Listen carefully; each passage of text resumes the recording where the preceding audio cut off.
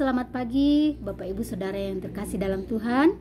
Pagi hari ini kita boleh kembali berjumpa dalam anugerah dan kemurahan Tuhan, mengawali kehidupan kita dengan kebenaran firman Tuhan yang terdapat di dalam Amsal pasalnya yang ke-23 sampai pasal yang ke-24.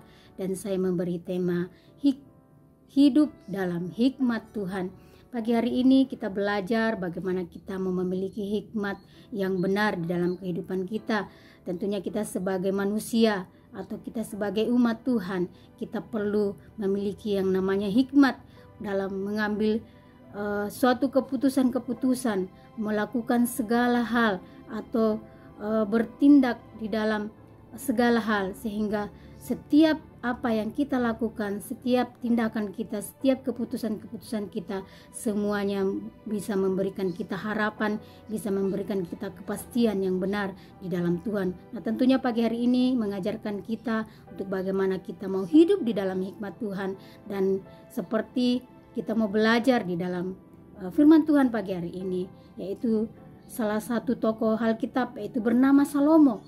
Bagaimana dia memiliki hikmat Tuhan di dalam hidupnya dengan cara mendekatkan hidupnya kepada Tuhan, karena dia menyadari bahwa tanpa Tuhan dia tidak dapat berbuat apa-apa, dia tidak mempunyai kekuatan apa-apa. Oleh sebab itu di dalam sepanjang kehidupannya dia dikatakan dia adalah dan dikenal sebagai orang yang mempunyai hikmat di dalam Tuhan, karena dia mendekatkan hidupnya kepada Tuhan. Dan dia juga belajar dari kehidupan cara hidup ayahnya, yaitu Daud, bagaimana di mana Daud selalu mengambil suatu keputusan-keputusan dengan cara meminta hikmat daripada Tuhan.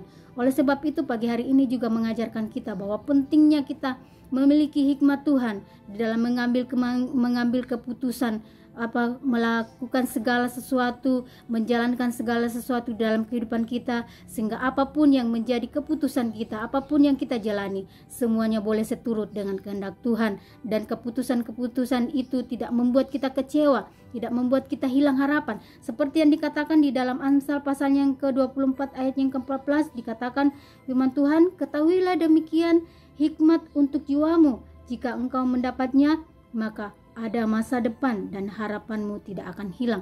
Ini juga yang diingatkan kepada kita sebagai umat Tuhan pada saat ini, bahwa saat kita mendengar suaranya dan melakukan firman-Nya dengan hikmat Tuhan, maka ada suatu harapan, ada suatu kepastian di dalam kehidupan kita. Tentunya harapan-harapan yang kita harapkan saat ini di dalam dunia sekarang ini adalah harapan kita boleh hidup damai sejahtera bersama dengan orang-orang yang ada di sekeliling kita, bersama keluarga kita, bersama orang-orang seiman kita, bersama orang-orang yang kita kasihi.